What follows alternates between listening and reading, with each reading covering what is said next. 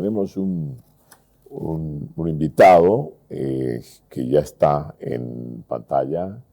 Estamos hablando de el empresario Javier Iturralde, a quien le damos la bienvenida. Muy buenas tardes, don Javier Iturralde. Por favor, confírmeme si me puede escuchar bien, si estamos en condiciones para poder conversar. Buenas tardes. Sí, buenas tardes, Jorge. Escucho todo muy bien. Muchísimas gracias por la invitación y presto pues a responder cualquier consulta que tenga. Bueno, en su condición de empresario, nos ha sorprendido a muchos las declaraciones que usted ha formulado, que imagínese en este momento que vive el país con una aguda escasez de combustible y esencialmente una aguda escasez de diésel carburante. Y nos anoticiamos de que usted hace 3 años ya intentaba construir una planta para producir diésel en el país, pero que aparentemente o no sé si le pusieron muchas trabas o no se le facilitó las condiciones, de tal manera que usted termina yéndose a Paraguay. Y en Paraguay, por lo que entiendo, ya estaría construyendo o ya tendría construida una planta para producir diésel. Entonces, quisimos conversar con usted para que usted nos cuente de primera mano cómo es esto, cómo fue. Claro que sí. Nosotros hace 3 años y medio básicamente nos hemos reunido por primera vez con varias autoridades, viceministros, diputados, senadores. Los invitamos a la planta donde habíamos hecho las producciones porque esta es una tecnología propia, es nuestra. Y les mostramos todo lo que podíamos lograr con desechos, es decir, neumáticos, aceite usado motor y plásticos, y producir en base a eso un diésel de alta calidad, de mejor calidad que el que se está importando ahorita en el país y a menor precio. Eso fue hace Hemos 3 años. presentado, Eso perdón, fue hace 3 años. hace 3 años y medio, en marzo de hace 3 años, ¿no? Entonces ya estamos cumpliendo casi medio año más de esa primera vez. Después tuvimos varias reuniones, presentamos el proyecto ya a diseño final, presentamos obviamente el tema logístico, de dónde conseguir materia prima, financieros, etc. Nosotros no estamos hablando de pedir plata al gobierno para hacer estas plantas son inversión privada, tenemos un fondo financiero que tiene una carta de intenciones con nosotros para poner estas plantas en el país. Después de eso nos hemos juntado con la ANH, con YPF, varias veces con varios viceministros del Ministerio de Hidrocarburos, viceministros de Altas Tecnologías, en su momento varios presidentes de la Cámara de Diputados, senadores por el Alto, senadores, porque queremos poner las plantas aquí en el Departamento de La Paz. Entonces nos hemos movido mucho por esos sectores con instituciones, la CSUTCB, la COR del Alto, o sea, básicamente todas las autoridades de un lado y del otro conocen nuestro proyecto y nunca se ha hecho absolutamente nada para generarnos el paraguas jurídico para que nosotros podamos poner las plantas aquí en el país. ¿Qué significa paraguas jurídico? Que podamos, sobre todo, vender el combustible, porque al ser nosotros una industria que produce combustible en base a residuos, no necesitamos tener una normativa porque no vamos a explotar recursos que están bajo suelo. Entonces, en este caso, en la producción no hay una prohibición, sino solamente en la comercialización del hidrocarburo, y se supone, porque yo no conozco muy bien el tema, la ANH debería ser la que da la normativa, pero al final, en 3 años y medio, no se avanzó absolutamente nada y hemos tenido por lo menos unas 60, 70 reuniones con diferentes autoridades que además las tenemos en actas, no solamente nos hemos reunido y hemos hablado y demás, son actas que estas autoridades han firmado y lamentablemente no nos han dado ningún tipo de solución para que nosotros podamos poner estas plantas en el país. Pues resultado, usted, como dicen por acá por el oriente, uno alza su gallo y se va donde le den mejores condiciones, donde le den las condiciones. ¿Se fue usted a Paraguay? Así es, yo estuve viendo en países vecinos porque me olía que lo que ha sucedido iba a suceder. Fuimos a Chile, fuimos a Paraguay y me tomé contacto con unas personas en Uruguay y vimos que eh, las mejores ofertas que teníamos para poder ingresar, obviamente, a este mercado eran en el caso de Paraguay. Entonces, en Paraguay nosotros hemos estado 2 años haciendo igual papeles, abriendo empresa, hemos hecho licencia ambiental, pero ya la tenemos. O sea, nos los han entregado el 31 de enero de este año y empezamos en marzo de este año obras civiles que ya están terminadas y ahora estamos haciendo toda la parte de las instalaciones de almacenamiento, de provisión, de obviamente instalaciones de producción, etcétera, etcétera, sistemas contra incendios. O sea, ya estamos en la etapa final. Si todo va bien, en agosto de este siguiente mes estamos comenzando a producir. Es una planta relativamente pequeña, son de 10,000 litros día. Estamos comenzando con una planta pequeña porque Paraguay tiene un mercado libre en hidrocarburos, entonces para ir ganando mercado y ir después colocando más plantas, más plantas, más plantas, hasta lograr, porque hemos hablado con el gobierno paraguayo, inclusive volver al Paraguay un exportador de combustibles, siendo que no tienen pozos de gas ni de petróleo. Señor Iturralde, usted ha dicho dos cosas que me llaman mucho la atención. Primero, que la producción de ese diésel es a partir de residuos, o sea, de elementos reciclados. Y hablaba de llantas que son potencialmente contaminantes para quemarlas, para eliminarlas, pero que allí se las puede convertir en carburante. Plásticos, decía, llantas y algunos otros productos que son reciclados, o sea que no necesita usted una ley de hidrocarburos, porque la propiedad del suelo, del subsuelo, es del Estado, etcétera, etcétera. No necesitaba eso porque usted lo que va a hacer es consumir basura para convertirla en carburante. ¿Es correcto? Así es, totalmente correcto. Y si son elementos reciclados, seguramente eso tenemos en demasía para botar. Basura tenemos demasiado. O sea, ¿hay la materia prima suficiente para la producción de diésel? Nosotros en el estudio que hemos realizado con el tema de materia prima, solo con lo que se importa anualmente a Bolivia en aceite usado, en plásticos y en neumáticos, nos alcanza para producir 10% de todo el consumo nacional de diésel. Estamos hablando, si nosotros ni siquiera utilizáramos el 100% de esta importación, si no podríamos, digamos, reciclar 60, 70%, porque obviamente llegar a reciclar y reutilizar el 100% es básicamente imposible. Pero nosotros con 60-70% de reuso de estos materiales podríamos llegar a cubrir hasta el 10% de todo el diésel que consume el parque automotor ahorita en el país. Además de eso, nosotros hemos visto para importar y en varios países estos residuos no saben qué hacerlos. Es más, son un pasivo ambiental que todos se los quieren deshacer. Y le comento que, por ejemplo, nosotros hemos logrado de un proveedor $55 la tonelada para vendernos y para tener este material. Entonces, cantidades hay en montón. Hemos hecho el estudio si es que los puertos podían recibir estas cantidades de materia prima. Hemos visto que sí. Los tiempos de tránsito de la materia prima del puerto hasta las plantas. O sea, hemos hecho un estudio bastante serio sobre el tema y obviamente nos han salido resultados muy positivos. Señor Iturralde, la calidad. Porque para hablar de la calidad yo estoy pensando en que me anoticié, bueno, no conozco, soy lego en el tema este de hidrocarburos, sé lo mismo que sabe cualquier persona de hidrocarburos, pero me había informado hace tiempo y en este trabajo periodístico que habían personas que compraban, por decir, un camión, un cisterna de diésel y compraban 2 de crudo, petróleo crudo, o sea, que debe tener, por supuesto, un precio a nada, digamos, inferior con relación a los carburantes terminados, que lo mezclaban, y que obviamente dice que esto es un delito, que lo mezclaban y lo vendían como diésel. Y que eso a la larga podía traer problemas para los grandes motores, los motores del transporte pesado, que tiene que ser sometido a su máxima. Entonces, por eso me interesa saber la calidad. ¿Qué nivel de calidad tiene ese diésel al que usted hace referencia y que tiene capacidad de producirlo?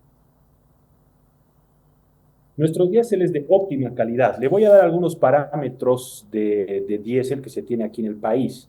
Por ejemplo, tenemos el cetanaje, que es igual al octanaje de la gasolina, y aquí los parámetros nos piden que sea de 45 cetanos. De hecho, yo he visto diésel de menores calidades que se vende, pero el parámetro son 45 cetanos. Nosotros hemos logrado hasta 57 cetanos. Es como si usted tuviera una gasolina aquí de 88 octanos y nosotros le estamos ofreciendo una gasolina de 94 octanos. O sea, esa es la diferencia de calidad en el cetanaje.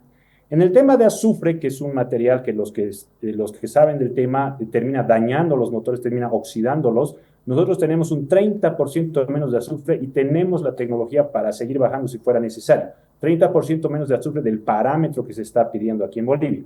Por ejemplo, para el occidente del país, aquí el diésel se congela a -1 grado. Nosotros hemos logrado que nuestro diésel se congele a -18 grados. Esto significa que las máquinas van a durar más tiempo, la productividad aumenta porque se puede encender a temperaturas menores, etcétera, etcétera. O sea, en general, en todos los parámetros que tenemos, o estamos igual o estamos en mejor calidad. Es así que en Paraguay, que hay, la normativa pide mejor calidad, nosotros le estamos cumpliendo de manera óptima y por eso obviamente estamos poniendo las plantas ahí. Esa es la diferencia, porque esta tecnología de pirólisis ya existe en el mundo hace más de 100 años. El detalle está en que producen carburantes de muy baja calidad que se los utiliza normalmente para calentar hornos. Nuestro carburante se lo puede poner directamente en los vehículos comprobado y los laboratorios, además, los hemos hecho en YPFB. Disculpe, señor Iturralde, ¿usted es ingeniero? No, yo no soy ingeniero, he hecho tanto conocimiento 3 años de tema? estudios de ingeniería, pero al final he salido de comercio exterior. Claro, yo le digo esto porque conocí un hombre que falleció hace poco, que él comenzó soldando así baldes, digamos, ¿no? Recuperando latas y haciendo baldes, y terminó dándole clase a los ingenieros en minería, en metalurgia. Le daba clase, contrataba a los ingenieros y para contratarlos él los ocultaba, él los exploraba, él era el que les hacía las preguntas de qué era lo que necesitaba para ver la calidad del conocimiento. Entonces yo me quedaba realmente asombrado. Dice, ¿cómo aprendiste tanto? La vida, me dijo, empecé haciendo estos baldes, después hice escritorios, pero todo con soldadura, y fui avanzando, y fui avanzando, y fui avanzando. Y bueno, era un hombre que ya había hecho varias empresas en el país, ¿no? Entonces, por eso me llama la atención cuando un hombre se dedica a explorar un conocimiento, es realmente espectacular. Señor Iturralde, lo que usted me dice y esto que nos cuenta ahora sobre la planta para industrializar, para producir diésel a partir de residuos, además a partir de basura, que me parece espectacular. Ahora, ¿cuánto tiempo necesita usted? Y ya estoy soñando. Digamos que el gobierno boliviano, digamos que mañana se lo convence de que usted podría instalar una o varias plantas de esas en Bolivia. ¿Qué tiempo necesita usted para instalar una planta de estas que está instalando en Paraguay? La que usted ve ahorita en el video que están pasando, ese render, son de 2 hectáreas. Esas son las plantas que nosotros hemos propuesto al gobierno central. Cada una de esas plantas hace 224,000 litros día, ¿no? Estamos hablando casi de 81 millones de litros año. Una de esas plantas la montamos en 6 meses. Y cada 2 meses podemos poner una nueva y una nueva y una nueva porque se las va produciendo en línea. Gran parte de la planta que se necesita montar va a ser fabricada en Bolivia. Entonces nosotros manejamos nuestros tiempos con mucha holgura, ¿no? Entonces, según todo el proyecto que tenemos, literalmente en 6 meses está funcionando una planta y después cada 2 meses podemos abrir otras. Y yo estoy seguro que con esa experiencia nos volvemos más eficientes y en cuestión de 3 años podemos llegar a poner hasta 25 plantas. Mi última pregunta, y que es un poco más incisiva, si usted quiere la contesta, si no, no. Siempre en ese ánimo de ampliar nuestros conocimientos en el tema. ¿Usted me podría explicar cuál es y para el gran público que no sabemos o lo escuchamos sobre el tema, qué diferencia habría entre una planta productora que produce diésel de alta calidad a partir de basura, de residuos, con una planta del llamado biodiesel, que se tiene que plantar y de repente hasta sacrificar el alimento por combustible? O sea, ¿me podría ilustrar un poco, señor Iturralde? Claro que sí. Las plantas de biodiesel que ahorita han puesto, la primera en Santa Cruz, la segunda que se va a abrir en el Alto, son plantas que literalmente lo que hacen es mezclar el diésel común y corriente, ese que conocemos constantemente, con un porcentaje de combustible orgánico. ¿no? Entonces, en este caso específicamente, en realidad lo que nosotros tenemos en el biodiesel es un combustible común, pero con una mezcla del 5 o 10% de combustible orgánico. Es lo que se está haciendo con la gasolina actualmente. La gasolina tenía una mezcla al 5% de etanol y creo que ahora le han subido, no sé hasta cuánto, estaban haciendo las pruebas, fue inclusive un tema de escándalo en la prensa, etcétera, etcétera, ¿no? Entonces, es lo mismo, entonces se parte sobre el diésel común y corriente y se le aumenta 5 o 10%. Nuestro sistema es en base a residuos y produce un diésel que es 100% diésel. Es decir, nosotros somos una alternativa al 100% del diésel que ahorita se está importando. En cambio, el biocombustible no es una alternativa al 100%. De hecho, con datos propios del gobierno central de YPFB, con las dos plantas de biodiesel funcionando, solamente dejamos de importar 3,75% de diésel. O sea, es cosquillas al tema de la subvención. En cambio, nosotros con 120 millones de dólares podemos abrir, y no estamos pidiendo plata al gobierno, por si acaso, simplemente estoy haciendo la analogía, con 120 millones de dólares podemos abrir 10 plantas. Lo que nosotros estaríamos haciendo es producir 810 millones de litros al año, ¿no? Y eso significaría aproximadamente ya cubrir más o menos un 15, capaz hasta 20% de todas las importaciones que se tiene ahorita o el consumo que se tiene ahorita del país. O sea, la diferencia es abismal. ¿Alguna autoridad de gobierno que le haya llamado para escucharlo, para indagar sobre su proyecto y ver si hay alguna posibilidad de hacerlo en el país, teniendo en cuenta que es mucho más fácil recoger la basura que ir a plantar para hacer biodiesel, digamos, y sacrificar un poco, sacrificar la seguridad alimentaria, digamos, un poco por la seguridad energética? ¿Algún contacto? ¿Alguna? Mire, más bien nosotros hemos ido a buscar a las autoridades. Yo tengo actas de decenas de reuniones con ellos.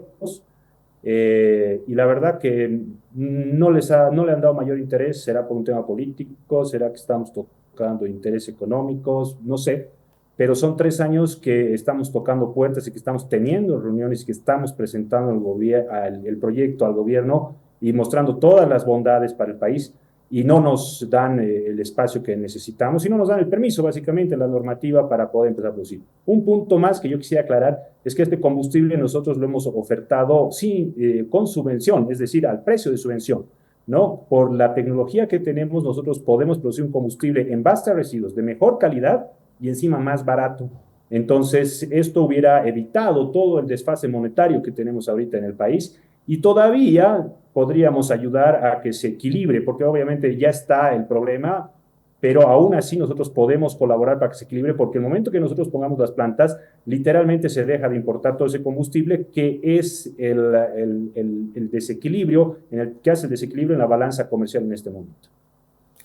Por lo que usted me dice, se escucha lapidario, ¿no? Lapidario porque en este momento con esas plantas que dice usted podríamos haber estado enfrentando esta crisis que el gobierno está buscando, digamos, de la mejor manera cómo capearla, pero ya estamos en ella.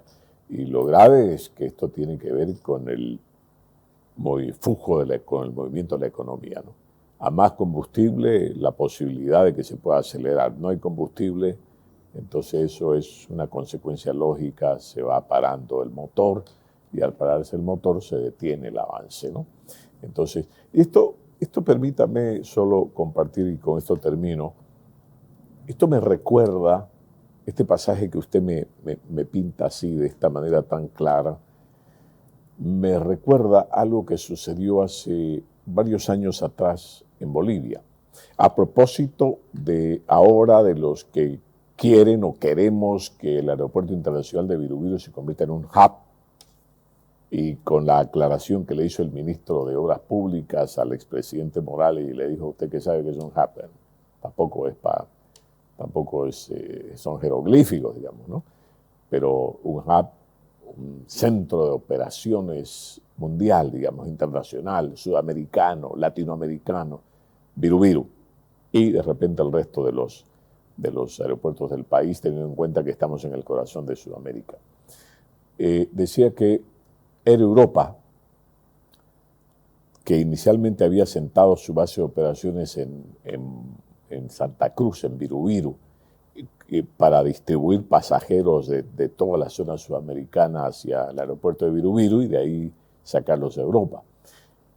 Vino el dueño de la línea aérea, el señor Hidalgo, vino de España, un hombre mayor con una trayectoria empresarial que me lo contó él mismo, por eso lo sé. O sea, empezó en el campo con 2 hermanos que tenía, desde muy temprano en la mañana arrancaban hierbas, dicen que crecen en la pampa, en el campo, para amarrar y hacer escobitas, no sé qué cosa, y eso vendían.